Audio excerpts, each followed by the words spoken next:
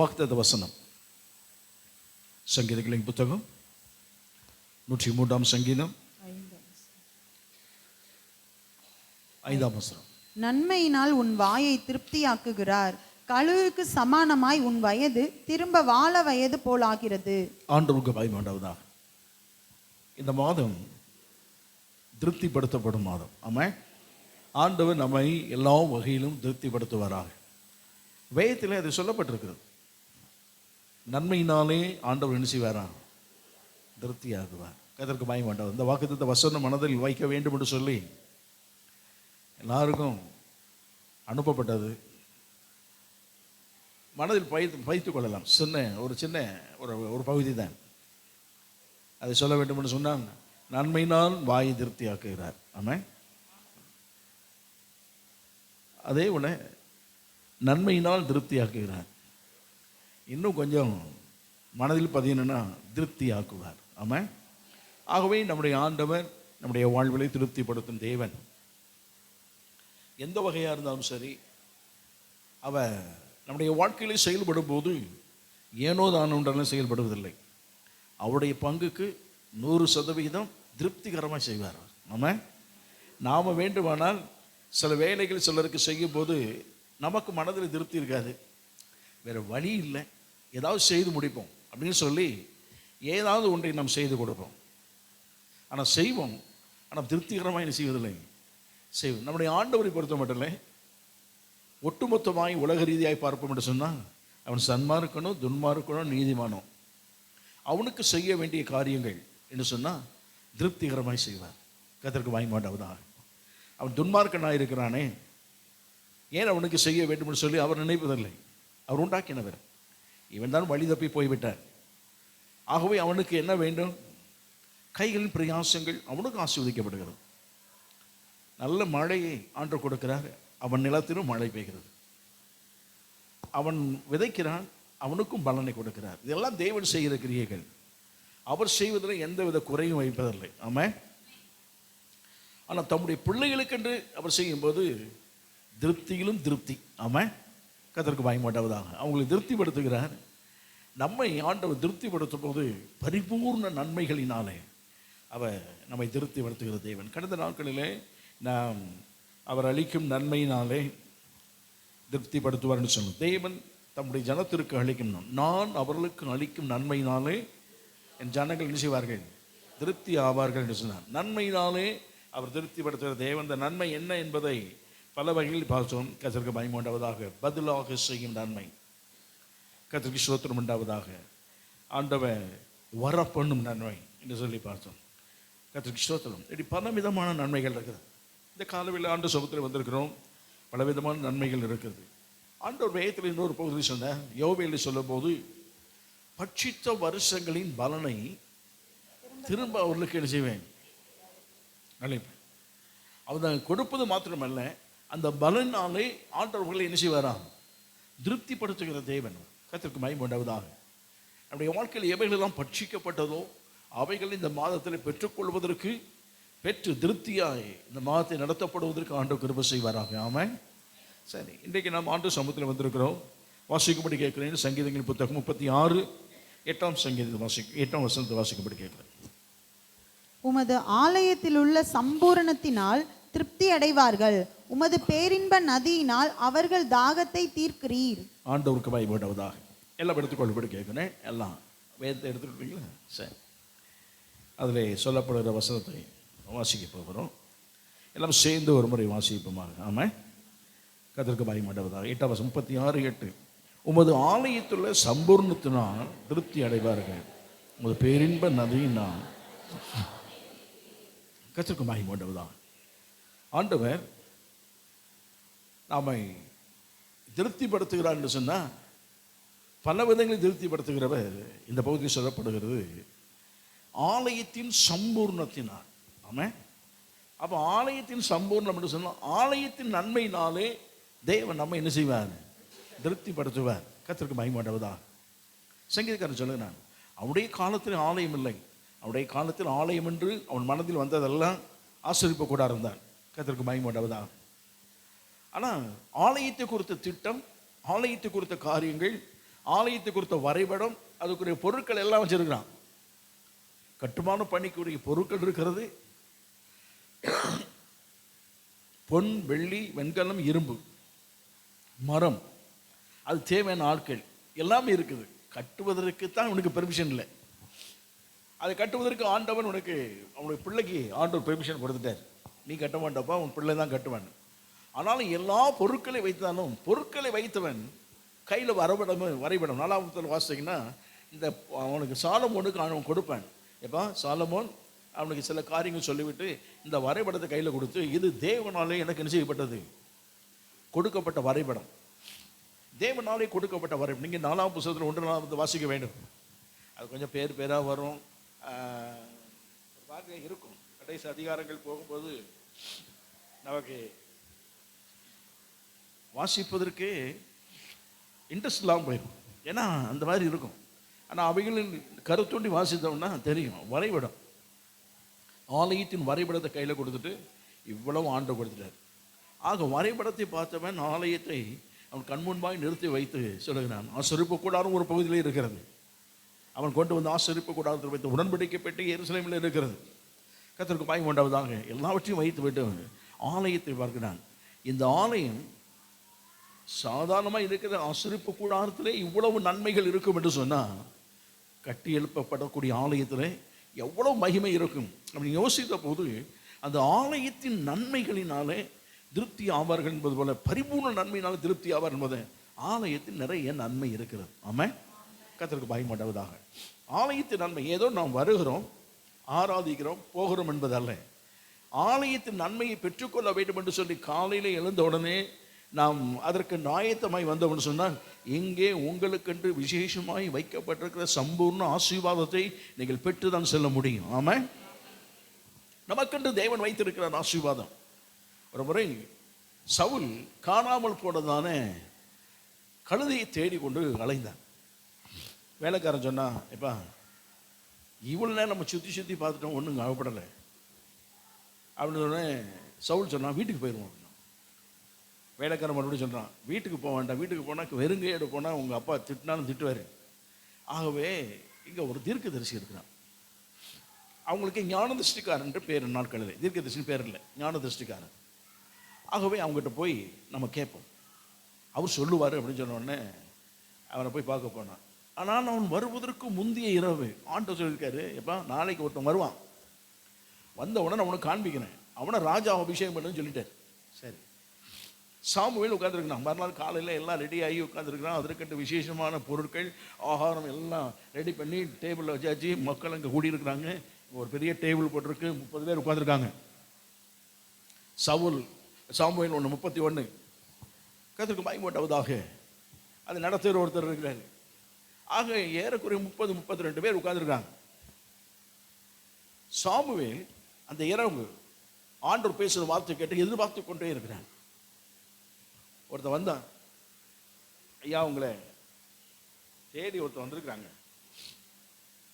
காணாமல் போன கழுதையை தேடி வந்திருக்காங்கன்னு. கழுதையை தேடுதில்லை, அவன் கழுதையை தேடித்தான் வந்திருக்கலாம். ஆனால் இஸ்ரவேலின் தேவனாகி கர்த்தர் அவனை தேடிக்கிட்டு இருக்கார். அவன் கர்த்தருக்கு பயன்பட்டவதாக அவனை வர சொல்லு அப்படின்ட்டார். அவன் வந்த உடனே ஆண்டு சொன்னார், எப்போ இவன் தான் அப்படின்னு உடனே அவனை மேலே கீழே பார்த்தான். சரியான ஆள் தான், ஆண்டு தெரிஞ்சு கொண்டான்னு சொல்லிட்டு, நீ போய் உட்காரு, மேலே ஆயத்தமாக்கப்பட்டிருக்கிற சீட் இருக்கு, 30 பேர் உட்காந்துருக்காங்க. இவனை போய் உட்கார சொல்கிறான், 31வது சீட்டில் போய் உட்காரு அப்படின்னா.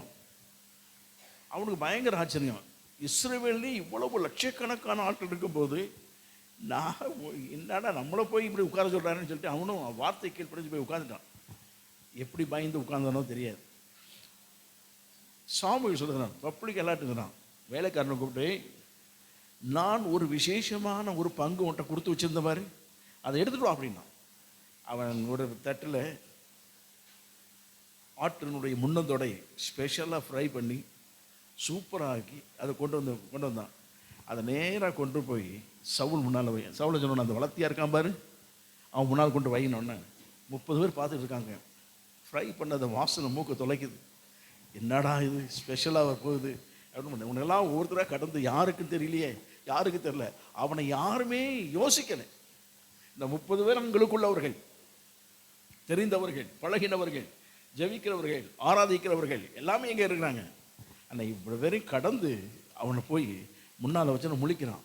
அப்போது சாமுவேல் சொல்லுகிறான், நீ அழைக்கப்படுவதற்கு முன்பே, இந்த எல்லைக்கு நீ வருவ வேண்டும் என்று சொல்வதற்கு முன்பே உனக்காக விசேஷமாக வைக்கப்பட்ட அற்புதமான ஒன்று. ஆமாம், இந்த எல்லைக்கு நீங்கள் வர வேண்டும் என்று சொல்லி நீங்கள் யோசித்திருப்பதற்கு, வீட்டிலே புறப்படுவதற்கு முன்னே இங்கே ஒரு ஆசீர்வாதத்தை தேவன் உங்களுக்கு என்று வைத்திருக்கிறார். இந்த ஆலயத்தின் சம்பூர்ணம் உங்கள் வாழ்க்கையில் ஒரு நிறைவுபடுத்துவதாக, அந்த சம்பூர்ண ஆசீர்வாதம் உங்கள் வாழ்க்கையில் உயர்த்துவதாக, கர்த்தருக்கு பயன்படுவதாக.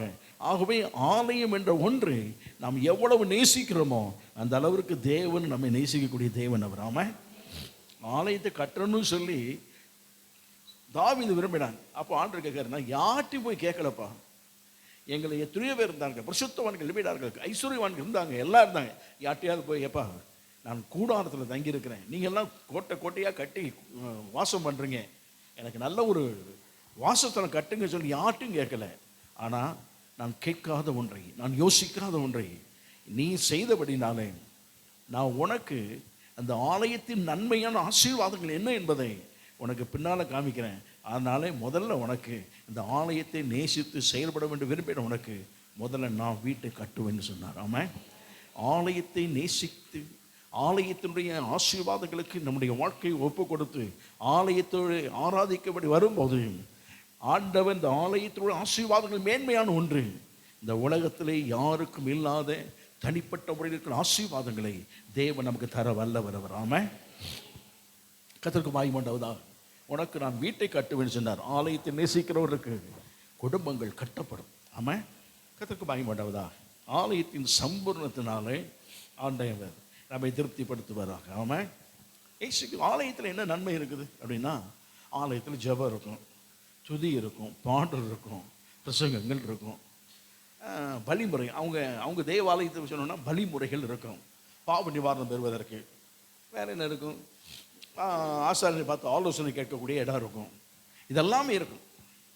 ஆனால் இந்த பகுதியிலே நாம் நன்மையை பெற்றுக்கொள்ள வேண்டும் என்று விரும்புகிறோமே, ஆலயத்தில் என்ன இருக்கும், இதை தாண்டி தேவனுடைய உலாவுதல் அங்கே இருக்கிறபடினாலே நாம் எதிர்பார்த்து வந்ததான பலனை அங்கே நிச்சயமாய் பெற்றுக்கொள்ள முடியும். ஆமாம், கர்த்தருக்கு மகிமை. வசனத்தை நாம் கேட்பதற்கு வந்திருக்கிறோம். நம்முடைய ஆராதனை முறைகள் எல்லாம் தேவாலய ஆராதனை முறையில், தேவாலய ஆராதனை முறையெல்லாம் கிடையாது. தேவாலய ஆராதனை முறையே வித்தியாசமானது. முதல்ல வரும்போது பாவ நிவாரணம் செய்வதற்கு எதுதான் செலுத்தணும், பலி செலுத்தணும். ஆலயத்தில் ஆண்டவருக்கு தான் இடம்.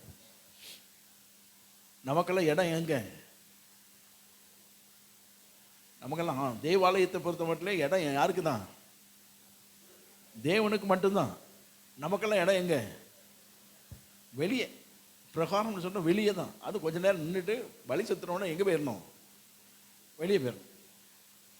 ஆலயத்தில் தேவனுக்கு தான் இடம். ஆண்டவர் பார்த்தாரு, நம்ம மட்டும் உள்ளே உட்காந்துட்டு அவனை வெளியே வச்சு நம்ம சொல்லிட்டு இருக்கோம், அவனையும் நம்மகிட்ட சேர்த்துக்குவோமே அப்படிங்கிற ஒரு எண்ணம் வரும்போது தான் கிறிஸ்துவின் சிலுவை மரணத்தினாலே ஆண்டவர் நம்மை கிருபாசனத்தண்டை சேரும் சிலாக்கியத்தை கொடுத்தார். அவன் அந்த ஆலயத்தினுடைய பிரகாரம், பரிசுத்த ஸ்தலம், மகா பரிசுத்த ஸ்தலம், எவருமே உள்பிரவேசிக்க முடியாத எல்லைக்குள் நம்மை கொண்டு போய் இணைத்து வைத்து இந்த ஆலயத்தின் நன்மையை பெற்றுக்கொள் என்று சொல்லி அவர் சமூகத்தை பற்றி கொள்வதற்கு தேவன் உதவி செய்திருக்கிறார். அவர் ஆமாம், அதான் இப்ராஹிம் நிருபக்காரன் எழுதுகிறான், கிருபாசனத்தண்டை சேரும் சிலாக்கியத்தை கர்த்தர் நமக்கு நினைச்சிருக்கிறார். ஆகவே ஆலயம் என்று சொல்வது தேவனோடு உள்ள உறவுகளிலே நெருங்கி வாழக்கூடிய அனுபவத்தை என்ன செய்கிறது. நீங்கள் வீட்டில் ஜெபிக்கலாம், வீட்டில் நீங்கள் பாடலாம், ஆராதிக்கலாம், வீட்டில் என்னெல்லாம் செய்யலாம், நீங்கள் உங்களுடைய அது உங்களுடைய கடமையானவன். ஆனால் ஆலயத்தில் வந்து உட்கார்ந்து நீங்கள் ஜெபிக்கிற ஜெபத்திற்கு நிறைய வித்தியாசம் இருக்குது. ஆமாம், கர்த்தருக்கு பயமண்டவதாக தேவனோடு உள்ள உறவுகள், தேவனோடு உள்ள ஐக்கியம் நமக்கு மீதியாய் பெருக கர்த்தர் உதவி செய்வாராக. ஆமாம், இயேசு கிறிஸ்து. அதுக்கப்புறம் நம்முடைய ஆராதனை முறைகள்லாம் சொன்னேன், அது ஜெப ஆலய முறைகள். நம்ம ஆராதனை முறைகள்லாம் என்னது, அதுக்கப்புறம் பின்னாட்களில் உலகமெங்கு நடக்கிற ஆராதனை ஜெப ஆலய முறைகள் இருந்தது. ஜெபாலய முறைகள்லாம் அவங்க இஷ்டத்துக்கு வச்சுக்கிட்டாங்க. ஆனால் நம்முடைய பேட்டர்ன்லாம் என்ன பேட்டர்ன்? சினகாக் பேட்டர்ன், ஜெபாலயத்தினுடைய முறை. அங்கே ஜெபம் இருக்கும், பாடல் இருக்கும், வேத வாசிப்பு இருக்கும், பிரசங்கங்கள் இருக்கும். அப்படி பிரசங்கம் பண்ணும்போது தான் அந்த ஜெபாலய தலைவன் ஒருத்தர் இருப்பார். அவங்களுக்கு பாஸ்டர்னு சொல்ல மாட்டாங்க, ஜெபாலய தலைவன் இருப்பார். அவர் அன்றைக்கு விசேஷமாக யார் வந்திருந்தாங்கன்னா, நீங்கள் யார் எங்கேருந்து வந்திருக்கிறீங்க? இந்த ஊர்லேருந்து வந்திருக்கிறோம் அப்படின்னா, எந்த ஊர், என்ன நீங்கள் வசந்த கொஞ்சம் பிரசங்கம் பண்ணுறீங்களா அப்படின்னு கேட்டால், சரின்னு சொன்னால் கொண்டு வந்து என்ன செய்வாங்க, நிறுத்தி வசந்த பிரசங்கம் பண்ண சொல்லுவாங்க. இதே போல தான் இயேசு கிறிஸ்து ஒரு நாள் இருக்கும்போது அவரை குறித்து எல்லாருக்கும் தெரியும். அப்போ இயேசுவை வரவழைத்து நீங்கள் ஒரு பிரசங்கம் பண்ணுங்கன்னு சொன்ன போது இயேசு கிறிஸ்து பிரசங்கம் பண்ணினார். இதே போல் பின்னாட்களிலே பவுல் என்ன செய்தான், பிரசங்கம் பண்ணினார். ஆக ஜெபாலயத்தில் நாம் வைத்திருக்கிற ஆராதனை முறைகளுடைய பாட்டன் அங்கே இருக்கும். இதில் ஒன்று ரெண்டு முன்பின்ன வேண்டும்னா என்ன செய்யலாம், இருக்கலாம். அந்த ஆலயத்தினுடைய நன்மை, இந்த ஆலயத்தில் அமர்ந்திருக்கிறோமே நன்மை என்னன்னா, முதல் நன்மை நம்முடைய வாழ்க்கையில் நம்முடைய ஆத்துமாவிலே செய்கிறதான நன்மைகள், ஆத்துமாவிலே விடுவிக்கக்கூடியதான நன்மைகள் ஒன்று ஒரு பக்கம் இருந்தாலும், சரீரத்திற்கு தேவன் நன்மை செய்கிற தேவன் அவர். ஆமாம், கர்த்தருக்கு பயமாட்டாவதா? சரீரத்திற்கு தேவன் நன்மை செய்வாரா? நிச்சயமாக செய்வாருங்க. கர்த்தருக்கு பயமாட்டாவதா? நிச்சயமாக செய்வார். என் வாழ்க்கையில் எவ்வளோ அனுபவிச்சிருக்கேன், நிறைய அனுபவிச்சிருக்கேன். கர்த்தருக்கு பயமாட்டாவதா?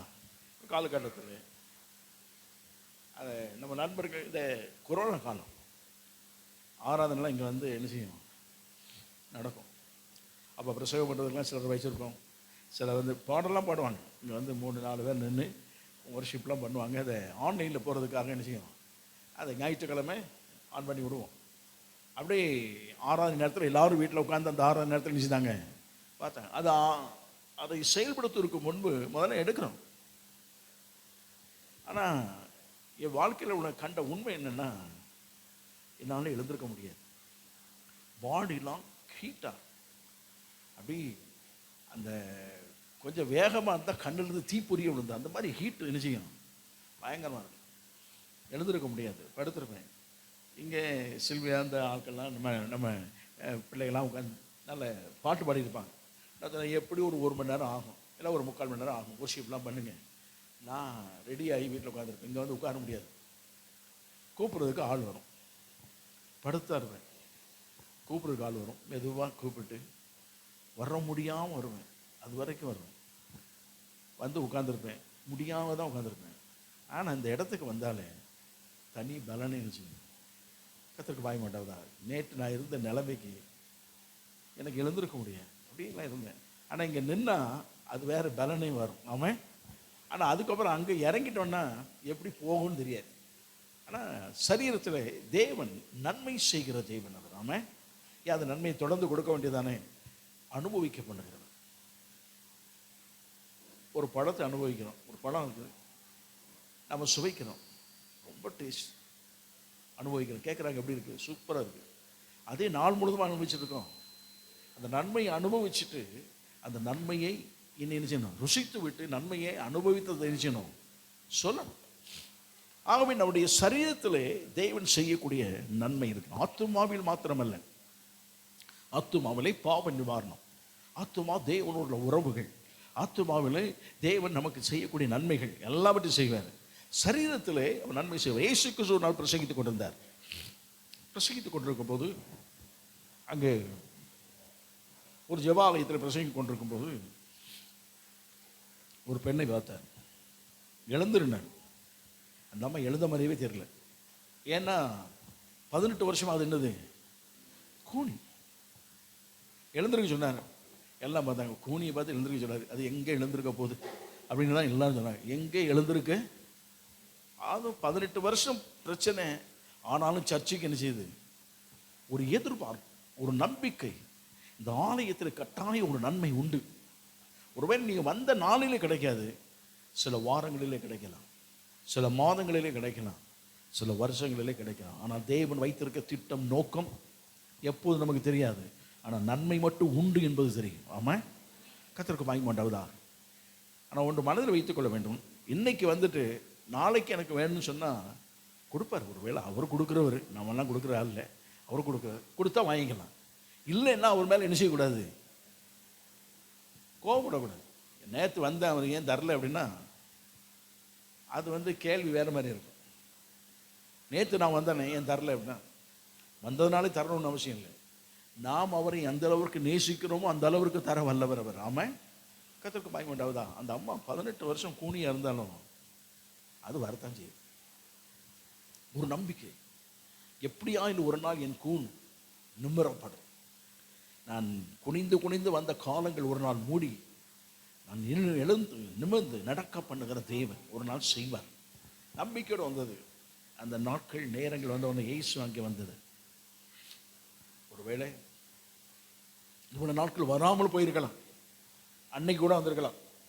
எவருனாலும் சரி, இயேசு எழுந்திருக்க பண்ணார். அவன் கூனி தான் எழுந்திருக்கு. அந்த சொன்னார், நிமிர்ந்துருன்னு சொன்னார். அந்த வார்த்தை ஊடுருவி சென்ற போது அவள் நிமிர்ந்திருந்தார். எல்லா கண்ணும் பயங்கரமாக, இவ்வளவு நாட்கள் கூனியாக இருந்தவளை நிமிர்ந்து பார்த்த உடனே பயங்கர ஆச்சரியம். கர்த்தருக்கு பயங்கமாட்டாவதா? அவங்கள பயங்கர சொந்தம். அவள் எல்லாம் கேட்டாங்க. இதில் சோகமானதை கண்டு சந்தோஷப்பட்டவங்க உண்டு. ஆனால் பொறாமையினாலே திட்டுற கூட்டு குரூப் ஒன்று இருக்கு. ஓய்வு நாளில் சொஸ்தமாக்கலாமா அப்படி ஒரு கேள்வி என்ன? இதே போல் கூணுள்ள ஒரு கை முடவனான கையை ஆண்ட சுகமாக்கினார், ஆலயத்தில் வைத்து தான். அப்போதெல்லாம் அவங்க கேட்டாங்க, ஓய்வு நாளில் சுகமாக்கலாமா? ஆண்டவங்களெல்லாம் பதில் கொடுத்தாரு. எவ்வளோதான் பதில் கொடுக்கட்டும். நான் அடிக்கடி சொல்லுவேன், சாத்தான் எத்தனை நாள் தான் நம்மகிட்ட திட்டு வாங்கி தோத்து போட்டுவேன், மானம் கட்டவன் மறுபடியும் நம்மகிட்ட என்ன செய்வான்? போராடத்தான் செய்வான். அப்படியா போவான்னு பார்க்கணும், போக மாட்டேங்கிறான். நம்மளை 2 பேர் திட்டினாலும் மறுபடியும் என்ன செய்ய மாட்டான். ஆனால் அவனுக்கு மானம் ரோசம் சூடு சொன்ன ஒன்றுமே கிடையாது. எப்படியாவது நம்மளை என்ன செய்யணும், போட்டு தள்ளிடணும்னு நினச்சி அவன் பல போராடுறான். நாம் அவனுக்கு எதிராகவே எப்பவும் என்ன செய்யணும், தேவனை சார்ந்திருக்கணும். இந்த மாதிரி பேசுகிற கூட்டம் வந்து அவரு எவ்வளோ பேர் பரிசு சதுசை வேத வர்க்கம் பதில் சொல்லிட்டு தான் இருக்கார். எப்பா நீங்கள் ஆடை கூட்டிட்டு போகிற, விழுந்துட்டு குழியில் தூக்குவையா மாட்டியா? தூக்குவேன். தூக்க முடியலன்னா இன்னும் 2 பேரை கூப்பிடுவேன். ஓய்வு நாளில் விழுந்துட்டு நீ தூக்கக்கூடாது, அல்லது 2 பேரை என்ன செய்யக்கூடாது, கூப்பிடக்கூடாது. ஏன் கூப்பிடுற? இல்லை அது ஆடு, அது ஜீவன், அதை விட விசேஷமானவர். அதை விட யார் விசேஷமான? இதுக்கு தான் ஏற்கனவே பிரசங்கம் பண்ணியிருக்கேன். இவைகளை பார்க்கணும் நீங்கள் விசேஷமானவர்கிட்ட பிரசங்கம் பண்ணியிருக்கேன், கேட்டிருக்கியா அப்படின்னு சொல்லி ஆண்டவர் அவர்களுக்கு வசனங்கள்லாம் என்ன செய்தார் சொல்லி மாற்றினான். அந்த கூன் விழுந்த பெண்ணுக்கு பயங்கர சந்தோஷம். இது நர்வரை இல்லாத ஒரு ஆசீர்வாதத்தை. வீட்டுக்கு போயிருக்கும் போதே 2 பேரும் யோசிச்சிருப்பான், நம்ம பெரியம்மா கண்ட வந்துருக்காங்களா அப்படின்னு. பிள்ளையே யோசிச்சிருக்கோம், நம்ம அம்மா வந்திருக்கா, பெரியம்மா வந்திருக்கா, அல்லது சித்தி வந்திருக்கான்னு கேட்க. ஏன்னா கூணா போனது இவ்வளோ நாள் எப்படி தான் வந்திருக்குது.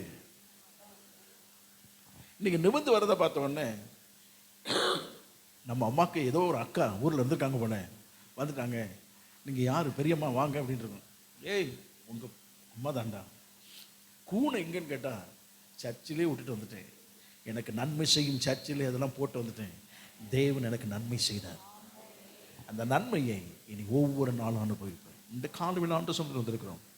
பலகீனத்தோடு இருக்கலாம், எப்படிப்பட்ட பலகீனமாக இருந்தாலும் ஆண்டவர் கரத்தில் ஒப்பு கொடுத்து, ஆண்டவரே நீர் என்னை சுகமாக்க வேண்டும், எனக்கு நீர் அற்புதம் செய்ய வேண்டும் என்று சொன்னார்.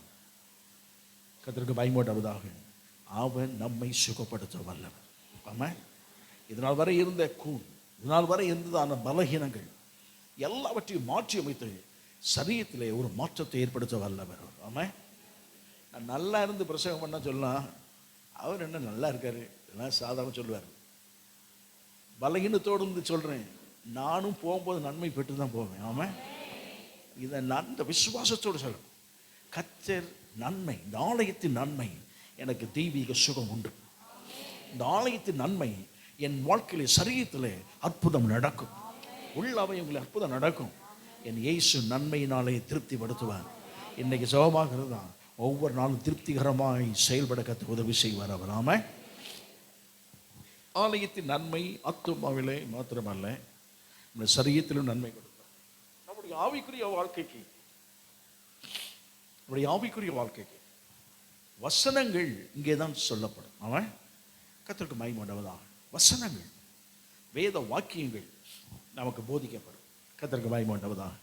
அவை ஆலயத்தின் நன்மையினாலே கர்த்தர் நம்ம என்ன செய்வாராக, திருப்திப்படுத்துவாராக. வாசிங்கள் 65ஆம் சங்கீதம் 4ஆம் வசனத்தை வாசி.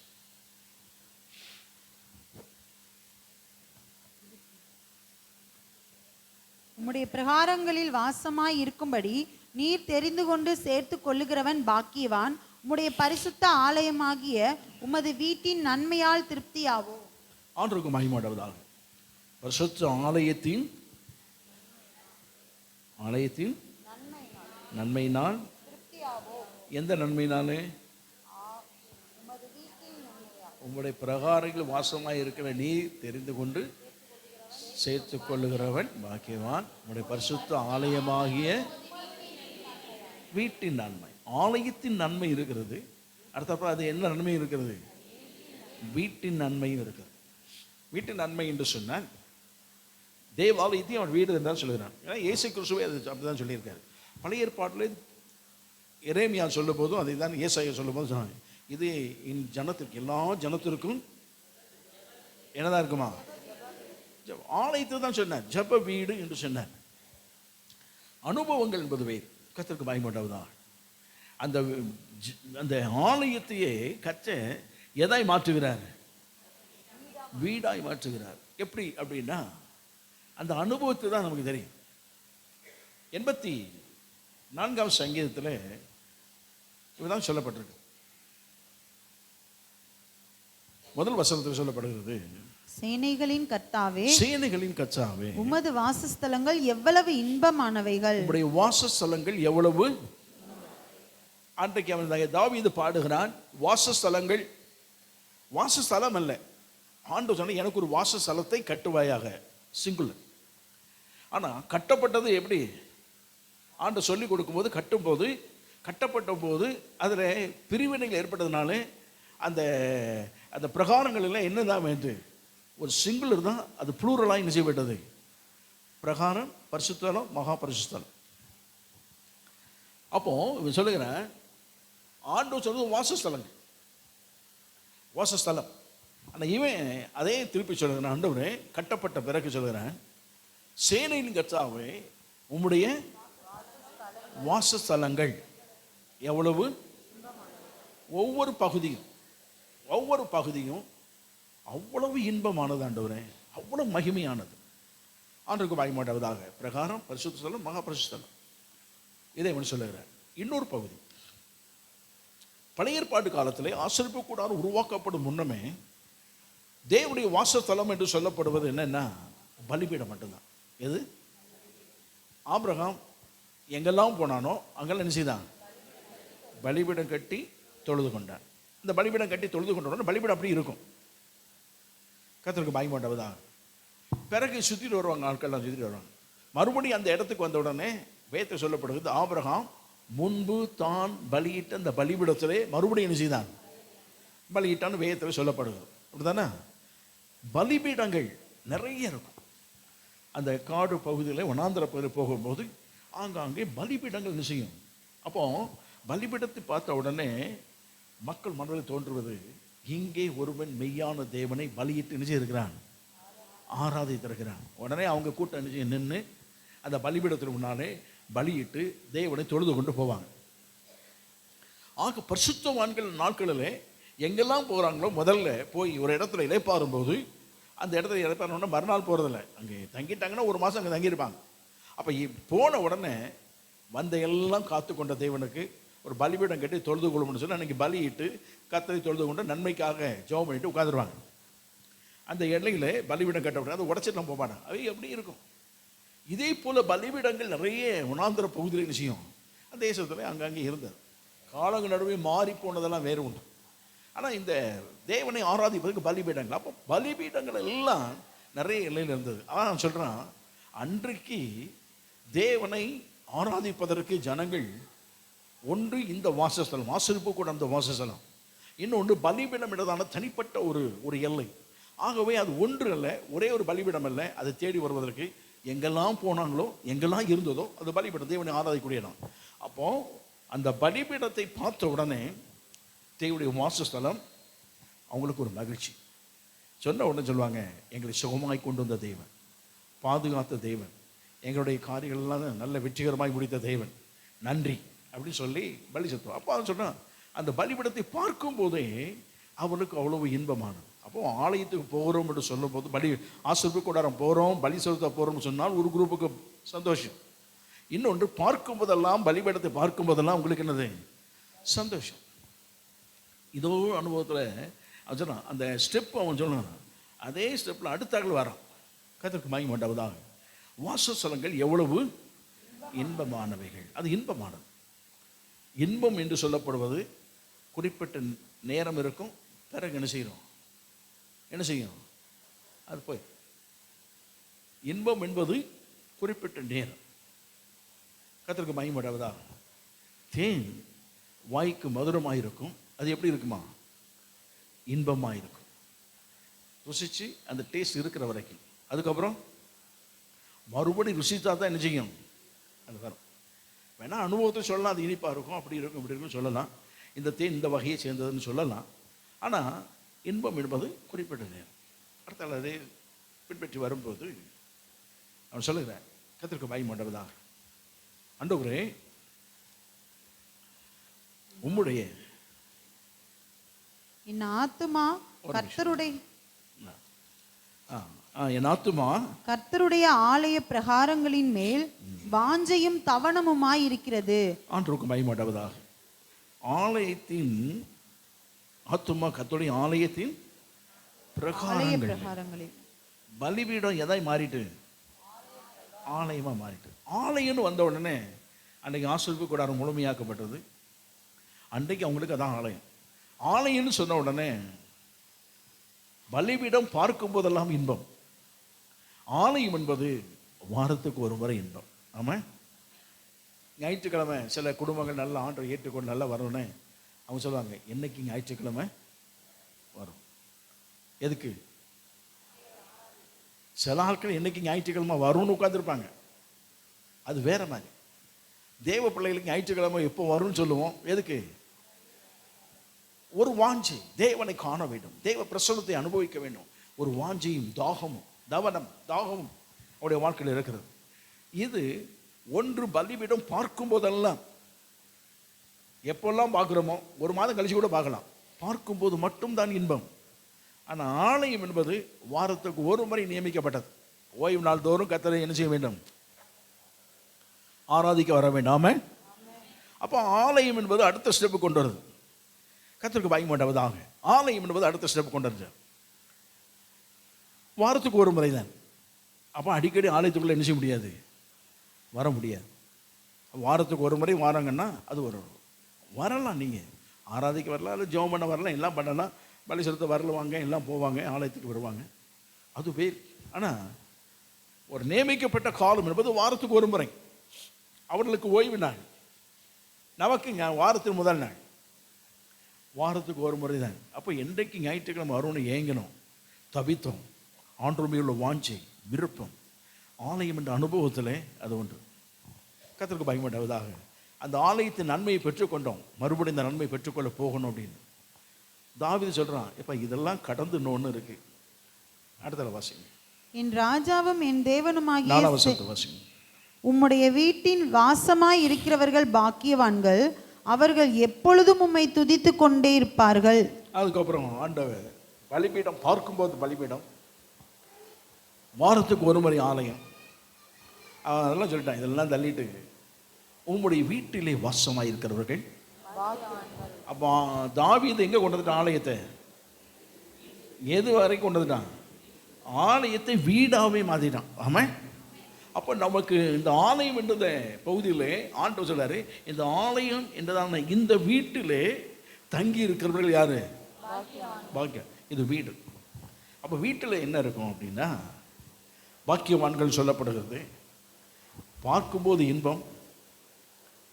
ஆலயம் என்று வாரத்துக்கு ஒரு முறை போகும்போது வாஞ்சையும் தவனமும் விருப்பமும் ஆசையும். ஆனால் வீடுன்னு சொல்லும்போது ஆசீர்வதிக்கப்பட்டவன். ஆமாம். ஏன் வீடுன்னு சொல்கிறோம் அப்படின்னா, வீட்டிலே தகப்பன் ஒருவர் இருக்கிறார், நம்மை கண்காணிக்கும் தகப்பன் இருக்கிறார், நம்மை தேற்றுகிற தாயானவள் இருக்கிறேன், நம்முடைய உறவுகள் இருக்கிறது. கர்த்தருக்கு மகிமை உண்டாவதாக. என் வாழ்க்கையில் என்ன தேவை என்பதை என் தகப்பன் பார்த்தே அறிந்து கொள்வார். நம்முடைய பிள்ளைக்கு ஒரு சட்டை கிழிஞ்சிருக்கு போட்டு போகுது அப்படின்னா, வாடா ஏன்டா சட்டை கிழிஞ்சிருக்கு அப்படின்னு கேட்குறோம். தகப்பன் கேட்குறாரு, இல்லை டாடி வேறு சட்டை இல்லை, இதுதான் இருக்குது. சட்டை இல்லையா, அந்த சட்டையை மாற்றி போட்டு வா, போவோம் கடைக்கு. உடனே என்ன செய்தார்? 2 சட்டை எடுத்து கொடுத்துட்டார். இதெல்லாம் நடக்குதா பாஸ்டர்? கேள்வியெல்லாம் வேண்டாம். வீடுன்னு சொன்னால் அப்படி தான் என்ன செய்யும், இருக்கும். என்ன குறைவு என்பதை தகப்பன் பார்த்தா, தகப்பன் அந்த குறைவு என்ன செய்வேன், நிவர்த்தி செய்வேன். அப்போ ஆண்டவர் தாவீது சொல்லுகிறான், இப்போ நான் பார்க்கும்போது இன்பம் என்ற ஒன்று இருந்தது. வாரத்துக்கு ஒரு முறை தான் போனேன் ஆலயம். அது எனக்கு விருப்பமும் வாஞ்சியும் ஒரு ஏக்கமும் இருந்தது. ஆனால் அது வீடாய் மாற்றின போது நான் ஆசீர்வதிக்கப்பட்டவனாகவே இருக்கிறேன். ஏன்னு சொன்னால் அங்கே எப்பொழுதும் கர்த்தரை என்ன செய்வார்கள், துதித்து கொண்டே இருப்பார்கள். எப்பொழுது கர்த்தரை என்ன செய்வார்கள், துதித்து கொண்டே இருப்பார்கள். கர்த்தருக்கு மகிமைப்பட்டவதாக. அப்போ கர்த்தரை மகிமைப்படுத்துவார்கள், கர்த்தரை புகழ்வார்கள். எல்லாம் ஒரு பக்கம் இருந்தது. ஜெபிப்பார்கள், துதிப்பார்கள், வசனம் கேட்பார்கள், ஆராதிப்பார்கள், ஒருவருக்கொருவர் தம்முடைய அன்பை பகிர்ந்து கொள்வார்கள். அங்கே என்னெல்லாம் உண்டாகும் அப்படின்னு சொன்னால் அங்கே உறவுகள் இருக்கிறது, அங்கே ஐக்கியங்கள் பெருகும், எல்லாமே இருக்கும். வீடு தான் அந்த எல்லை. ஆமாம். ஆகவே தான் பவுல் சொல்லும்போது அந்த வீடு, எந்த வீடா, அந்த வீடுன்னு சொல்கிறாங்க. எந்த வீடு நமக்கு தெரியாது. ஆனால் அவன் சொல்கிறான் ஒரு வீடை, அந்த வீடு சத்தியத்துக்கு தூணும், சபைக்கு ஆதாரம். சத்தியத்துக்கு தூணும், சபைக்கு தான் ஆதாரமாக இருக்கும். அந்த வீடு எப்படி இருக்கும் அப்படின்னா, அந்த வீட்டில் போதனைகள் இருக்கும், அந்த வீட்டில் கண்காணிப்பு இருக்கும், அந்த வீட்டில் தேவ ஆசீர்வாதம் இருக்கும், அந்த வீட்டில் தேவனுடைய வார்த்தைகள் வசனங்கள் இருக்கும், கண்டிப்பு இருக்கும், ஆறுதல் இருக்கும், தேவைகள் சந்திக்கப்படும். கற்றுக்கும். ஆலயத்துக்கு வந்தால் உங்கள் தேவை சந்திக்கப்படும் சொல்ல, தேவன் சந்திக்கிறவர் தான். ஆனால் தனிப்பட்ட மனுஷன் யாரும் செய்வதில்லை, விசாரித்து கொடுப்பதில்லை. ஆனால் வீடு என்று சொன்னால் தனிப்பட்ட மனுஷனுடைய விசாரணையும் இருக்கும், உறவுகளுடைய விசாரணை இருக்கும், நெருக்கம் இருக்கும், தகப்பனுடைய கண்காணிப்பு இருக்கும், தகப்பனுடைய ஆறுதல் இருக்கும், எல்லாமே இருக்கும். அவன் தாவீது சொன்னான், எப்பா நான் ஆலயம்னு சொன்னேன், பலிபீடம்னு சொன்னேன், அடுத்தாக்கில் எது சொல்லிட்டேன், ஆலயம் சொல்லிட்டேன், இனி ஆண்டுடைய சமூகம் எனக்கு எதுதான், வீடு. சொன்னான் இந்த வீட்டிலே, அவன் சொன்னான்லவா இந்த வீட்டிலே பாக்கியவான்கள். ஆனால் அங்கே சொல்லும்போது அந்த ஆலயமாகி இந்த வீட்டிலே அந்த வசனம் என்ன, நன்மையினால் என்ன செய்வாங்களா, ஆலயம் தான் ஆண்டவர் வீடாய் மாற்றின போது அந்த வீடு தேவனுடைய வீடு. கர்த்தருக்கு மகிமையுண்டாவதா. அப்போ தேவனுடைய வீட்டில் நன்மையை கர்த்தர் நினைச்சிருக்கிறார், அவர் வைத்திருக்கிறார். வீட்டின் நன்மை என்ன அப்படின்னா, இந்த வீட்டிற்கு ஆண்டவர் வந்துவிட்டால் எவைகளெல்லாம் குறைவு ஏற்படுகிறதோ குறைவுகளை நிவர்த்தியாக்கி சம்பூர்ணம் அடைய பண்ணுவார் அவர். ஆமாம். எத்தனை கல்யாண வீட்டில் இயேசு கூப்பிட்டாங்களோ தெரியாது. இயேசுவை ஒரு கல்யாண வீட்டில், ஒரு வீடு கல்யாணத்திற்கு இயேசுவை நினைச்சிருந்தாங்க, அழைத்திருந்தார்கள். அழைக்கப்பட்ட இயேசு அங்கே இருந்தார். அது ஒரு வீடு, கல்யாண வீடு. அதுக்கு பேர் என்னது, கல்யாண வீடு. இப்போ தான் மண்டபங்கள் இருக்கு, அன்னைக்கு எதுதான். எனக்கு தெரிஞ்சு என்னுடைய அண்ணன் கல்யாணம்லாம் முடியும் போது வீடு தான், வீட்டுக்கு முன்னால் பந்தல் போட்டுருவாங்க, மணவடெல்லாம் போட்டுருப்பாங்க. வீடு பெரிய வீடாக இருக்கும், மணவெல்லாம் போட்டுருப்பாங்க. வெளியே வச்சு வெளியே உட்காந்து ஆட்கள் எப்படி ஒரு 100 பேர் தான் உட்காந்துருப்பாங்க, சேர் போட்டு உட்காந்துருப்பாங்க, கீழேயும் பெண்கள் உட்காந்துருப்பாங்க, மணவெல்லாம் இருக்கும். வெளியே தான் பந்தல் போட்டிருப்பாங்க. அன்னைக்கு அந்த பக்கம் வண்டிகள்லாம் என்ன செய்யாது, அதிகம் போக அந்த பக்கம் அவங்க திரும்பி போயிடுவாங்க. யார் ஏன் கட்டுனீங்க, எது கட்டுனீங்க எல்லாம் கேட்க மாட்டாங்க. அங்கே நடக்குது, அவ்வளோதான். வீட்டில் தான் வச்சு நடத்துகிறோம். காலங்கள் போக போக தான் எது வந்துருச்சு, மண்டபம் வந்துருச்சு. சரி, வந்ததுனால தப்பு இல்லை. சின்ன வீடுகள் வைத்திருக்கிறவங்களுக்கு நிறைய சொந்தங்கள் இருக்கும், அதனால். ஆனால் அன்னைக்கு எல்லாமே என்னதான், வீட்டில் தான் இருக்கும். கத்துக்கு பாய் மண்டபம் தான் வீட்டில். அப்போ அது கல்யாண வீடு. அங்கே ஒரு குறைவு ஏற்பட்டது. கர்த்தருக்கு மகிமையுண்டாவதா. குறைவு ஏற்பட்டது உண்மைதான், எல்லா இடங்களிலும் ஏற்படக்கூடியது தான் அங்கேயும் ஏற்பட்டது. ஆனால் எல்லா இடத்திலும் ஏற்படும் போது அந்த குறைவை நிவர்த்தி செய்கிற விதங்கள் வேறு, இங்கே குறைவு நிவர்த்தி செய்யப்பட்ட விதம் வேறு. ஆமாம். கர்த்தருக்கு மகிமையுண்டாவதா. அங்கெல்லாம் ருசி குறைந்தது தான் கொடுப்போம் சொல்கிறான். ருசி குறைந்தது தான் இதனால் வரைக்கும் கொடுப்பதை பார்த்து நேரம் ஆக ஆக என்ன ருசி குறையும்.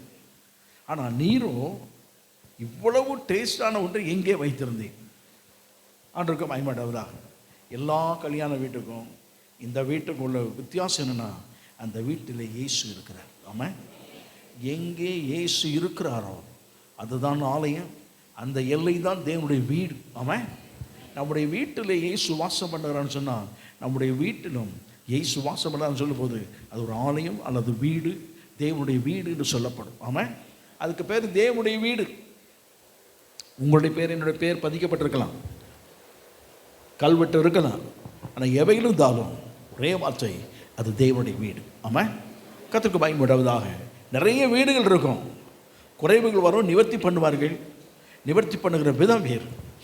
ஆனால் நம்முடைய வீட்டில் குறை வரும்போது, நிவர்த்தி பண்ணும்போது, தேவனுடைய நிவர்த்தி பண்ணுகிற சம்பூர்ண ஆசீர்வாதம் அதை நாம் பருகும் போதோ, அதை பயன்படுத்தும் போதோ, அதை நம்முடைய வாழ்க்கை அனுபவிக்கும் போதோ திருப்திகரமாக இருக்கப்படுவார் அவர். ஆமாம், இன்னும் ஒன்று திருப்திகரமான என்பது நான் ஏற்கனவே சொன்னேன்.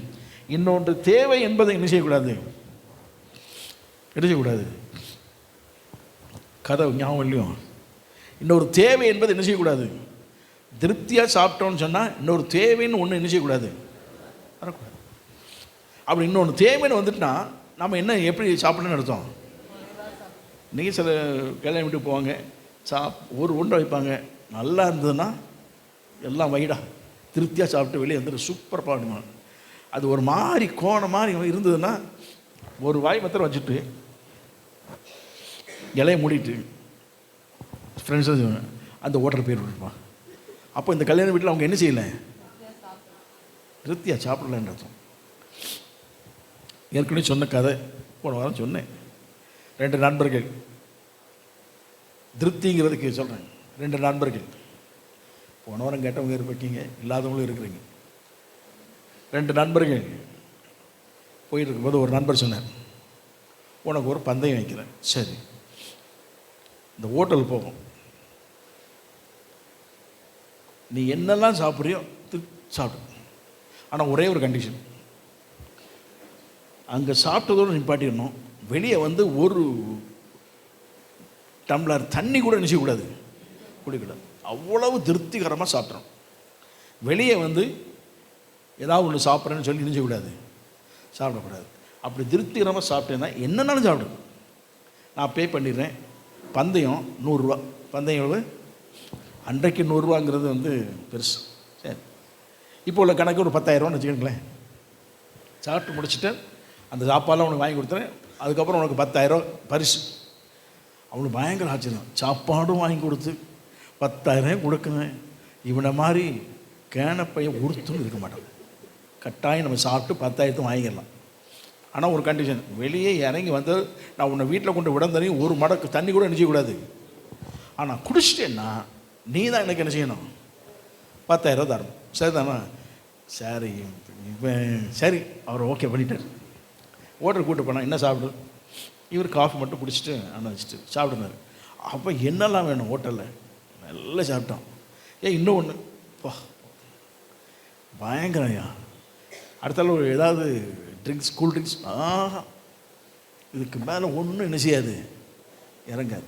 சரி பே பண்ணுவோம், பில் பே பண்ணியாச்சு. வெளியே இறங்கினோடனே இப்போ உள்ள ஹோட்டலில் எப்படி தெரியல, அந்த நாட்களில் ஹோட்டல் வெளியே வந்தோடனே ஒரு பெட்டி கடை இருக்கும். பெட்டி கடையில் என்ன செய்யும், அவங்க வெத்தலை பாக்கில் வச்சுருப்பாங்க, பீடா வச்சுருப்பாங்க, பழங்கள் தூவும். பொதுவாக நிறைய பேர் சாப்பிட்ட உடனே என்ன சாப்பிடுவாங்க, அவன் கூப்பிட்டு வந்துட்டு பழம் நல்லா தான் இருக்குது. நண்பர் சொல்கிறார், பழம் நல்லா இருக்குது, ஒரு பழம் சாப்பிட்றியா, ஜீரணிப்பதற்கு ஒரு பழம் சாப்பிட்றேன்னு. ஆமாம் அது சாப்பிட்லாண்ணே அப்படின்ட்டு பழம் வாங்கினேன். அது வாங்கி கொடுத்துட்டாரு. வாங்கி சாப்பிட்டு முடித்த உடனே நண்பர் கேட்டார், 10,000 இடுறா அப்படின்னு. எதுக்கு அப்படின்னா, நான் என்ன சொன்னேன், ஹோட்டலேருந்து வெளியே வரும்போது உன் வீடு வரைக்கும் கொண்டு போய் விடுவேன், ஒரு மடக்கு தண்ணி கூட நினைச்சக்கூடாது, அவ்வளோ திருப்திகரமாக சாப்பிட்டோம். நீ வெளியே வந்து எதை சாப்பிட்ட, பழம் வாங்கி சாப்பிட்டேன். அந்த நாம் பேசிக்கொண்டதான அந்த போட்டிக்கு நீ என்ன செய்த, தோத்துட்ட, 10,000 கொடு அப்படின்னு. யோசா, ஷே கொஞ்சம் வாய் மூடிட்டு வந்துடக்கூடாது. அப்போ நான் உள்ளே எவ்வளோ தான் சாப்பிட்டாலும் இன்னும் ஒன்று போவதற்கு ஒரு தேவை ஒன்று நினச்சிருக்குது. ஒன்று வந்த உடனே அதை அவன் பழம் வேணும்னு கேட்டால் உள்ளேருந்தே எனக்கு நினச்சிருக்கலாம், இதெல்லாம் சாப்பிட்டதுக்கு கூட ஒரு பழம் சாப்பிட்டா நல்லாயிருக்கும், வாங்கிட்டு வா அப்படின்னா கட்டாயம் ஒரு சர்வர் அனுப்பி அதை நினச்சிருப்பாங்க, வாங்கிட்டு வந்திருப்பான். இவன் வெளியே வந்து சாப்பிட்டு ஐடியா பயங்கரமாக போட்டு நம்மளை கவுத்திட்டான் அவன் அப்படின்னு. அவன் செலவு பண்ணது 2000 ரூபா செலவு பண்ணியிருப்பான். ஆனால் அவன் 8000 ரூபா நமக்கு போச்சு அவன் நினச்சான். அப்போவே அவனுக்கு ஜீரணிச்சிருக்குன்னு நினைக்கிறேன். சரி, ஆனால் திருப்தி என்பது இன்னொன்று தேவை என்று என்ன செய்யக்கூடாது. தேவன் அப்படி தான். இன்னொன்று தேவை என்பதை ஆண்டவர் செய்ய மாட்டார், செய்ய மாட்டார். திருப்திகரமாக இன்னொன்று கொடுத்தா கூட போதும்ப்பா, இதுக்கு மேலே வேண்டாம் என்று சொல்லக்கூடிய அளவிற்கு ஆண்டவர் செய்வார். அவர் ஆமாம், அதான் வேதம் சொல்லப்படுது. ஆண்டவர் செய்யும் போது இன்னொன்று வேண்டும் என்று சொல்லக்கூடாத அளவிற்கு திருப்திகரமாக செய்வார். அதான் வேதத்தில் போட அவர் சொல்லும்போது சொன்னேன். அந்த பெண் கேட்டார், யார், இந்த 4 யோவான் 4 அதிகாரத்தில் சமாரிய பெண் இயேசுவிடத்தில் பேசும்போது பயங்கரமாக கேள்விலாம் கேட்டான். இயேசு ஏம்மா கடைசியில் நீ கொடுத்தா மறுபடியும் தாகம் உண்டாகும். நீ கொடுக்குற தண்ணி, இந்த உலகத்தில் மனுஷன் கொடுக்குற தண்ணி எல்லாம் மறுபடியும் என்ன செய்யும். நான் ஒரு தண்ணி வச்சுருக்கேன், கொடுத்தேன்னா ஒரு காலம் தாகம் என்ன செய்யாது, உண்டாகாது. அதோடு மாத்திரமில்லை, அது ஜீவ ஊற்றாய் உள்ளத்திலிருந்து என்ன செய்யும், அது புரண்டு ஓடக்கூடிய ஜீவ நதியாக இருக்கும். அப்பாவை கேட்டால், அப்படியே அப்பா அப்புறம் ஒரு குடம் எனக்கு தண்ணி தரும், நீ தண்ணி எடுக்கவே நான் வர வேண்டாம் அப்படின்னு. அதெல்லாம் வேண்டாம், தண்ணி எடுக்க நீ வர வேண்டாம்னு முதல்ல உங்கள் ஹஸ்பண்டை கூட்டுவா அப்படின்ட்டார், புருஷனை கூட்டுவா அப்படின்னு. நம்ம எல்லாம் நினைக்கிறோம் அவள் மோசமானவள் தான் அப்படின்னு. இருந்தாலும் இன்னொரு பக்கம் அவருடைய வாழ்க்கையில் என்ன எதிர்பார்த்தார், வாழ்க்கையில் ஒரு திருப்திகரமான ஒரு வாழ்க்கை எதிர்பார்த்தது. 5 கணவர் இப்போது இருக்கிற ஆள்கிட்டையும் கிடைக்கல. சந்தோஷம், சமாதானம், ஆறுதல், கிருபை, அரவணைப்பு இதெல்லாம் எதிர்பார்த்த அவளுக்கு கிடைக்கல, எல்லாத்தையும் தள்ளிட்டாங்க. ஆனால் இயேசுவோட வாழ்க்கையில் ஜீவ தண்ணீரினால் நிரப்பின போது இதனால் வரை காணாத ஒரு சந்தோஷம், இதனால் வரை காணாத ஒரு மகிழ்ச்சி, ஒரு ஆறுதல், ஒரு அரவணைப்பு, தேவ நடத்துதல், தேவ பிரசன்னம் எல்லாவற்றையும் ஒரே எல்லையில் அனுபவித்தார். அந்த வீட்டின் நன்மை அப்படித்தான் நம்ம இன்னொன்று தேவை என்று சொல்லக்கூடாத அளவிற்கு திருப்திப்படுத்தும். ஆமாம். ஆகவே அந்த கல்யாண வீட்டில் அந்த வீட்டின் நன்மை இயேசு இருந்தபடினாலே நன்மையினாலே நிரப்பினவர். இதை விட இன்னொரு திராட்சை ரசம் இந்த உலகத்தில் இல்லை என்று சொல்லக்கூடிய அளவிற்கு தேவன் அந்த ஜனத்தை திருப்திப்படுத்தினார் அவர். ஆமாம். அந்த வீட்டில் அவமானமும் போச்சு, அந்த வீட்டில் உள்ளதான பிரச்சனையும் போயிட்டது. அந்த வீட்டில் இன்றைக்கு வரை பேசப்படக்கூடியது. ஆமாம், இன்று வரை பேசப்படக்கூடியதுங்க. கர்த்தருக்கு பாக்கியம் உண்டாவதா. நம்முடைய வாழ்க்கையில் ஆண்டவர் அந்த வீட்டின் நன்மை இயேசு இருக்கும்போது என்னென்ன குறைவுகள் நம்முடைய வாழ்க்கையில், பொருளாதார குறைவு, பொருட்களின் குறைவு, உடையின் குறைவு, ஆகாரத்தின் குறைவு, எந்த குறைவு தான் சரி, நம்முடைய வாழ்க்கையில் பிள்ளைகள் வாழ்க்கை ஏற்படக்கூடியதான ஞானத்தின் குறைவு, அறிவின் குறைவு, பாதுகாப்பின் குறைவு, எல்லா குறைவு எதை வேணோ வைத்துக்கொள்ளுங்கள். எந்த குறைவு இருந்தாலும் தேவன் நம்முடைய வீட்டில் அவர் வாசப்படும் போது எல்லா குறைவுகளையும் நீக்கி திருப்திகரமான ஒரு வாழ்வை தேவன் கொடுக்க வல்லவர். ஆமாம்.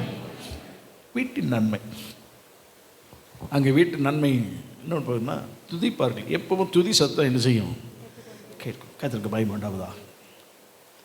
இன்னும் ஒரு நன்மை இருக்கிறது, வாசித்து முடிச்சிடும். வாசிங்க யாத்திரையாகமம் 18ஆம் அதிகாரம் 9ஆம் வசனம் வாசி.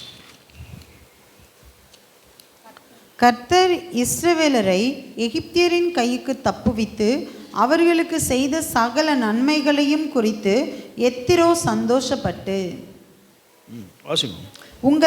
உங்களை எகிப்தியரின் கையுக்கும் பார்வோனின் கையுக்கும் தப்புவித்து எகிப்தியருடைய கையின் கீழிருந்த ஜனத்தை விடுவித்த கர்த்தருக்கு ஸ்தோத்திரம். கர்த்தர் எல்லா தேவர்களை பார்க்கிலும் பெரியவர் என்பதை இப்பொழுது அறிந்திருக்கிறேன். அவர்கள் இடும்பு செய்த காரியத்தில் அவர்களை மேற்கொண்டார் என்று சொல்லி மோசேயின் மாமனாகிய எத்திரோ சர்வாங்க தகன பலியையும் மற்ற பலிகளையும் தேவனுக்கு கொண்டு வந்து செலுத்தினான்.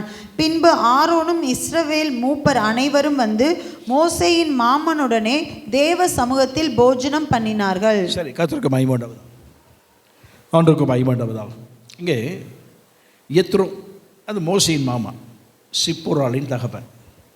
இவங்க வனாந்தரத்தில் போயிட்டு இருக்கும்போது அவன் எத்ரோ என்ன செய்தான், அவங்க பிள்ளைகள், அவன் ஒய்ஃப் பிள்ளைகள்லாம் கூப்பிட்டு வரான். வனாந்தரத்தில் அவளை பார்த்து பேசி இங்கே தேவன் செய்த அற்புதங்களெல்லாம் அவன்கிட்ட சொல்கிறான். வார்த்தை பகிர்ந்து கொண்டார்கள். கர்த்தருக்கு மகிமையுண்டாவதாக. இதில் தேவன் திருப்திகரமான ஒன்றை செய்தார். என்ன? சூழலை நடுவில் நன்மை செய்து திருப்திப்படுத்தும் தேவன். ஆமாம், சூழலை நடுவில் நன்மை செய்கிற தேவன்.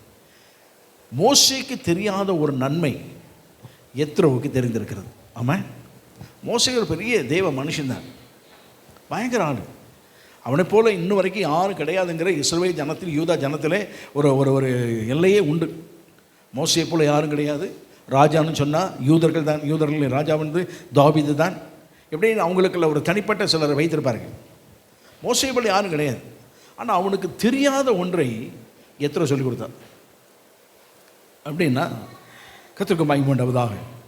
மோசே நாம தேவன் செய்த நன்மைகளை எல்லாம், இஸ்ரவேல் ஜனங்கள் கேட்ட நன்மைகள் எல்லாம் கேள்விப்பட்டான், பார்த்தான், ஆச்சரியப்பட்டான், அவங்களுக்கோடு பேசினான். கர்த்தருக்கு மகிமை உண்டாவதாக. 11 கடைசி பகுதியில் சொல்லப்படுறது, அவர்கள் இடுப்பு செய்த காரியத்திலே அவர்களை கர்த்தர் செய்தாராம், மேற்கொண்டார். என்ன இடுப்பு செய்தார்கள்? ஏன்னா எய்த்தியர்கள் செய்த இடும்புத்தனமான கிரியெல்லாம் ஏற்கனவே நம்ம அந்த அவர் செய்ததுக்கு தேவன் வாதைகளை செய்தார் என்பதெல்லாம் வாசித்திருக்கிறோம். கர்த்தருக்கு மகிமை உண்டாவதாக. அப்படி சொல்லிவிட்டு அதில் என்ன அப்படின்னா, மோசே பெற்றுக்கொண்ட நன்மை என்ன அப்படின்னா, மோசே உட்காந்துருக்கிறான். எத்தனை மாமனார் வந்திருக்கார் வீட்டுக்கு, கூடாரத்தில் சிப்போரல் இருக்கிறா, பிள்ளைகள் இருக்குது. காலையில் மாமா நான் மக்களை பார்த்துட்டு வந்துடுறேன். அவர் நினச்சிட்டார் பார்த்துட்டு கொஞ்சம் நேரத்தில் வந்துடுவாருன்னு நினச்சா, காலையில் போனவன் நைட்டு வரைக்கும் நினச்சிருக்கிறான். சாப்பாடுக்கு அங்கே டீ கொடுத்துருவாங்க போல தெரியுது. டீலாம் கிடையாது, ஏன்னா அங்கே உட்காந்துட்டே இருக்கிறான். நைட் தான் சாப்பிட வரான். என்னப்பா, ஒரு 4 நாள் ஆச்சு. மோசே கூப்பிட்டான், மறுமணி எங்கள் வார், என்ன நீர்பாடு போய் உட்காந்துருக்கிறது, மக்கள் கூட்டமாக அவன் பக்கம் வந்து நிற்கிறாரு, என்ன செய்யுது சங்கதின்னா, எல்லாம் தேவ சங்கதியை கேட்பதற்கு, தேவனுடைய விசாரணை செய்வதற்கு என்கிட்ட தான் நினைச்சாங்க வாராங்கன்னு ஒன்று. சரி, அதுக்கு நீ என்ன செய்யுது, எல்லாத்துக்கும் பதில் சொல்லி அனுப்புவேன். சரி, ரொம்ப நல்லது தான். இப்படி போனேன்னா செத்தே பேர், இப்படி போனால் என்ன செய்வார், செத்தே பேர், தொய்ந்து போ, செத்துருவேரியா. நான் சொல்கிறதுக்கு மோசே நிலம் அப்படி தான் இருந்தது. இந்த ஜனங்கள் பிரச்சனையை கொண்டு வந்தால் எப்படி இருக்குன்னு நினைக்கிறீங்க? இங்கே தான் இருக்கீங்களா? இங்கே தான் இருக்கீங்களா? உங்கள் வீட்டில் குறைந்தபட்சம் எத்தனை பிள்ளைகள் இருக்குது? 2 பிள்ளைகள். ஒரே தாய், ஒரே தகப்பன், சரிதானா? ஒரே தாய், ஒரே தகப்பன். தாயின் கர்ப்பமும் ஒரே எல்லையில் இருந்தால் 2 பிள்ளைகள் இருக்குது. 2 பிள்ளைகளும் குடித்ததெல்லாம் ரத்தம், தாயின் ரத்தம், தாயினுடைய சத்து எல்லாம் இருந்தது. அந்த வீட்டில் உரிமை அந்த 2 பேருக்கு தான் எல்லாவற்றுக்கும் உரிமை. 2 பிள்ளைகள் வந்துட்டு, 2 பிள்ளைகளும் ஒரே மாதிரி இருக்குன்னு எந்த வீட்டில் சொல்கிறீங்கன்னு சொல்லுங்கள் பார்ப்போம். இன்னைக்கு எங்கள் 2 பிள்ளைகளும் திங்கிங் ஒரே மாதிரி இருக்குது, பேச்சு ஒரே மாதிரி இருக்குது, படிப்பு ஒரே மாதிரி இருக்குது, ட்ரெஸ்ஸு ஒரே மாதிரி தான் கொடுத்தோம், ஒரே மாதிரி தான் பேசும், ஒரே மாதிரி தான் நடக்கும், ஒரே மாதிரி தான். ஏன்னா ஒரே தகப்பன், ஒரே அம்மா, ஒரே வயிறு, ஒரே ரத்தம், ஒரே இது. 2 பேரும் ஒன்றா இருக்காங்கன்னு எத்தனை பேர் நீங்கள் சொல்ல முடியும்? இன்றைக்கி சொல்லுங்கள் பார்ப்போம். 2 பிள்ளைகளாக வச்சுருக்கணும் சொல்லுங்கள்.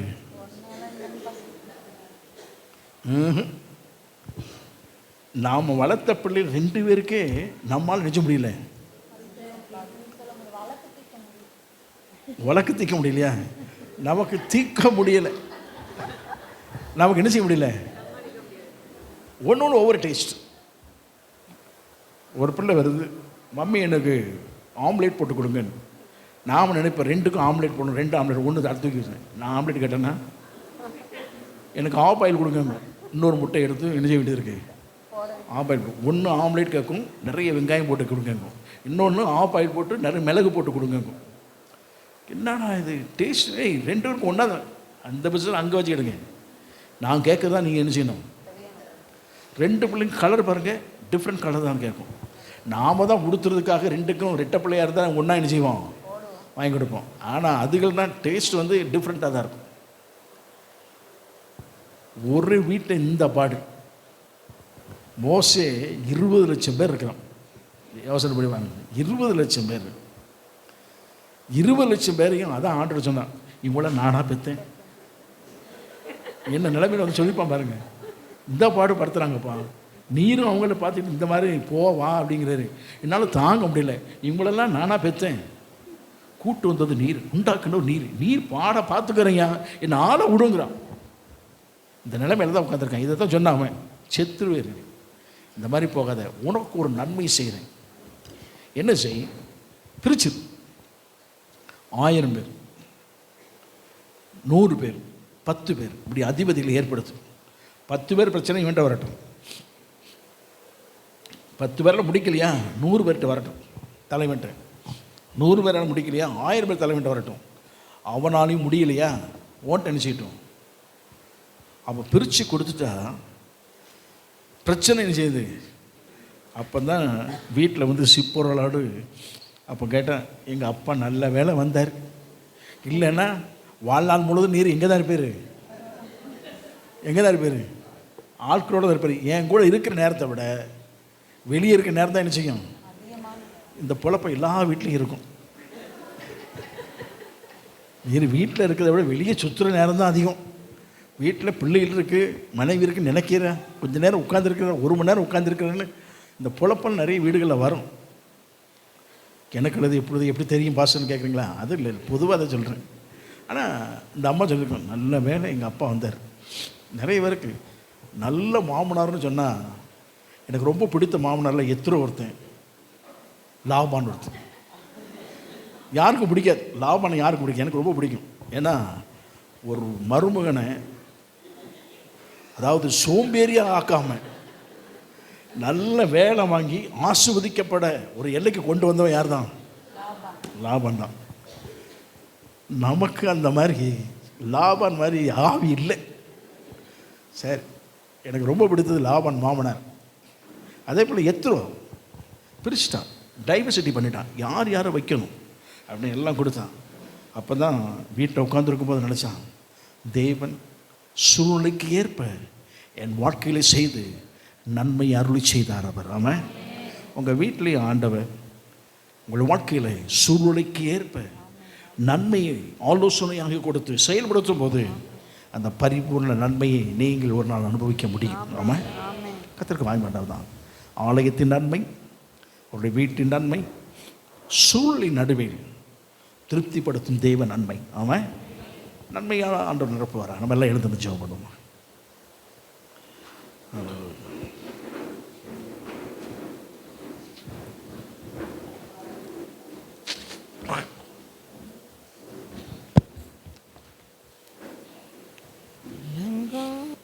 Praise the Lord. Hallelujah.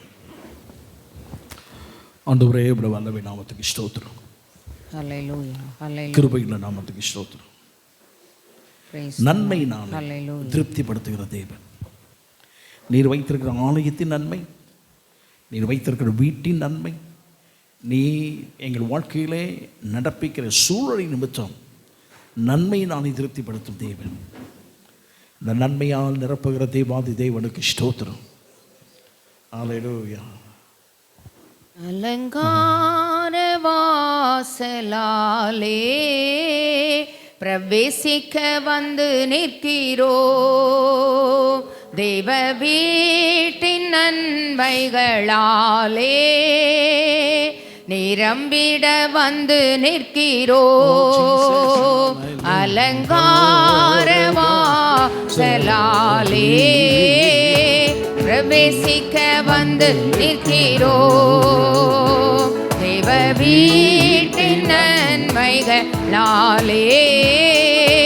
நிரம்பிட வந்து நிற்கிறோ. ஆராதிக்க வந்தோ, அன்பு கூற வந்தோ, யெகோவா தேவனையே துதித்திட வந்தோ, தொழுதிட வந்தோ, தூயவரே சுவையே. ஆராதிக்க வந்தோ, அன்பு கூற வந்தோ, யெகோவா தேவனையே துதித்திட வந்தோ, தூயவரே சுவையே. நன்மைகள் செய்தவர்க்கே செலுத்துவோமே.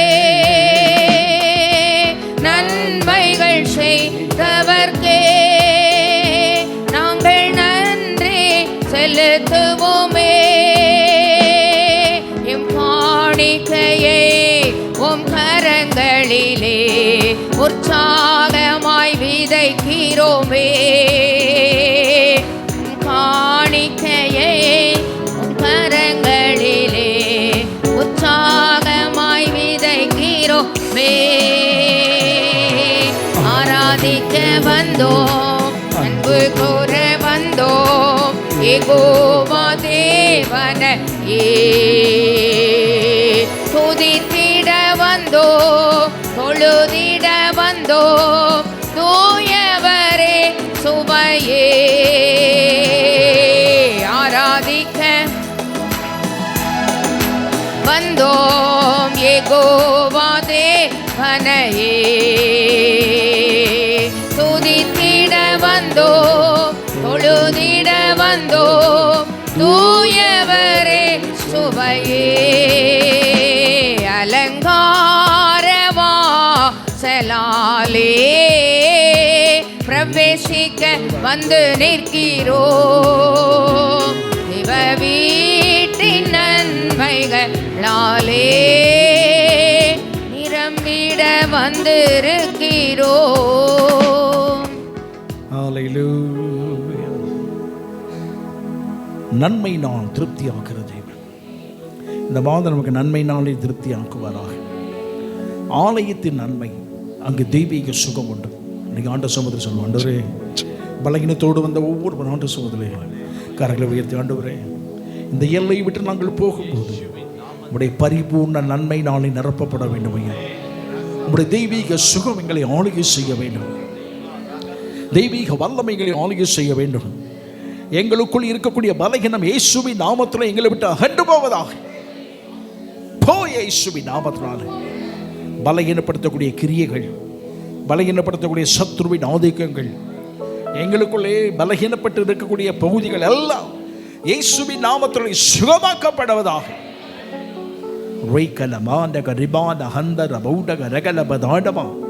பரிசுத்த ஆவியானவர் கிரியை செய்வீராக, மாற்றங்களை உருவாக்குவீராக. ஹல்லேலூயா, ஹல்லேலூயா, ஹல்லேலூயா. நல்ல தெய்வமே உமக்கு நன்றி ஐயா, நல்ல தெய்வமே உமக்கு நன்றி. அற்புதமான தேவன் கிரியை செய்வீராக. ஹல்லேலூயா. வீட்டின் நன்மை, நம்முடைய வீட்டில் என்னென்ன குறை உண்டோ எல்லா குறைகள் நீக்குவாராக. பிரயாசத்தின் பலன்களுள்ள குறைவுகள், நம்முடைய உழைப்பின் பலனுள்ள கிடைக்க முடியாமல் இருக்க தடைப்படுத்தப்பட்ட நன்மையான ஈவுகள் எல்லாம் கர்த்தர் மாற்றி அமைப்பாராக. பிள்ளைகளுக்கு கிடைக்க வேண்டிய நன்மைகளை கர்த்தர் தருவாராக. உம்முடைய வீட்டிலே வாசமாய் இருக்கிறவர்கள் பாக்கியவான்கள், எப்போதும் துதித்துக் கொண்டிருப்பார்கள். வீட்டு நன்மையினால் நிரப்பும் போது அவரை எப்போதும் மகிமைப்படுத்த கர்த்தர் கிருபை செய்ய வல்லவர். சூழ்நிலையில் ஆண்டவர் ஏற்ற காலத்திலே கர்த்தர் நன்மை செய்ய அருளி செய்கிற தேவன். அந்த நன்மை அனுபவிக்க பண்ணுவார். அன்றோடு முடிவதல்ல, காலங்கள் ஏற்படும் போது பின் நாட்களிலே பெரிய யுத்த முறைகளுக்கும் அந்த நன்மையை பயன்பட வைத்தவர் அவர். ஆலையில் ஒரு நன்மை தான், அது காலங்கள் நடுவே ஒவ்வொரு எல்லையிலும் சூழலில் மாறி மாறி தேசத்தின் திருப்திகரமான வாழ்வுக்கும் ஜனத்தின் திருப்திகரமான வாழ்வுக்கு உரியதாய் மாறியது. கர்த்தர் கிருபை செய்வாராக. ஸ்டீவன் ஜெபிக்க விடுங்க. என் ஜனங்கள் நான் அளிக்கும் நன்மையினாலே திருப்தி ஆவார்கள். ஹல்லேலூயா. ஆண்டவரே, உம்முடைய வார்த்தையினாலே எங்கள் ஒவ்வொருவரையும் திருப்தி ஆக்கினீரே, உமக்கு நன்றி செலுத்துகிறோம் ராஜா. ஹல்லேலூயா. உம்முடைய சமூகத்திலே பரிபூர்ண ஆனந்தமும் உம்முடைய வலது பாரிசத்தில் நித்திய பேரின்பமும் உண்டு என்று தாவீது சொல்வது போல, ஆண்டவரே அப்பா, கோராகின் புத்திரரை போல நாங்கள் சொல்லுகிறோம். ஆண்டவரே, ஆலயத்திலே நாங்கள் உம்முடைய கிருபையை சிந்தித்து கொண்டிருக்கிறோம். ஆண்டவரே அப்பா, ஹல்லேலூயா. உம்முடைய பலிபீடங்கள் அண்டையிலே அடைக்கலான் குருவிக்கு தம்முடைய கூடு கூடுகளையும் தகைவிலான் குருவிகளுக்கு தம்முடைய குஞ்சுகளையும் வைக்கும் இடம் கிடைத்ததே அதற்காக உமக்கு நன்றி. உம்முடைய பரிசுத்த ஸ்தலத்திலே ஆண்டவரே நாங்கள் வந்து அப்பா பிதாவே என்று சொல்லி ஆண்டவரே உரிமையோடு உம்மை தேவனை கூப்பிடவும், உம்மை ஆராதிக்கவும், உம்மாலே தொடப்படவும், உம்மாலே சுகப்படவும், பலப்படவும் கர்த்தர் எங்கள் ஒவ்வொருவரையும் தகுதிப்படுத்தி இருக்கிறீரே. ஆண்டவரை கழுவி சுத்திகரித்து இருக்கிறீரே, நீதிமான்கள் ஆக்கியிருக்கிறீரே. அதற்காக உமக்கு நன்றி செலுத்துகிறோம். இப்பொழுதும் இஸ்ரவேலின் தேவனாகிய கர்த்தருடைய செட்டைகளிலே அடைக்கலமாய் வந்த எங்கள் ஒவ்வொருவருக்கும் ஆண்டவரே அப்பா உம்முடைய பரிபூர்ண நன்மை கடந்து வருவதாக ஆண்டவரே ஆலயத்தின் சம்பூர்ணத்தினாலே எங்கள் ஒவ்வொருவரும் திருப்தியாக்கி பரிபூர்ணத்தோட சமாதானத்தோட சந்தோஷத்தோட விடுதலையோட இந்த இடத்தை விட்டு கடந்து செல்ல கர்த்தர் கிருபை தருவீராக. ஒவ்வொருவரையும் ஆசீர்வதியும் நீர் மாத்திரம் மகிமைப்படும். துதிகன மகிமை ஸ்தோத்திரங்களை உமக்கே தருகிறோம். இரட்சகர் இயேசு கிறிஸ்துவின் நாமத்திலே பிதாவே, ஆமென். ஆமென். நாத்துமாவே கர்த்தரை ஸ்தோத்திரி, நாத்துமாவே கர்த்தரை ஸ்தோத்திரி. ஆமென், ஆமென். நம்முடைய கர்த்தராகிய இருக்கிற இயேசு கிறிஸ்துவின் கிருபையும் பிதாவாகிய தேவனுடைய அன்பும் பரிசுத்த ஆவியானுடைய அந்யோன்ய ஐக்கியம் கிருபை சமாதானம் சந்தோஷம் நாம் அனைவரோடும் இன்று மீண்டும் சதா காலம் இருப்பதாக. அல்லேலூயா, அல்லேலூயா, அல்லேலூயா.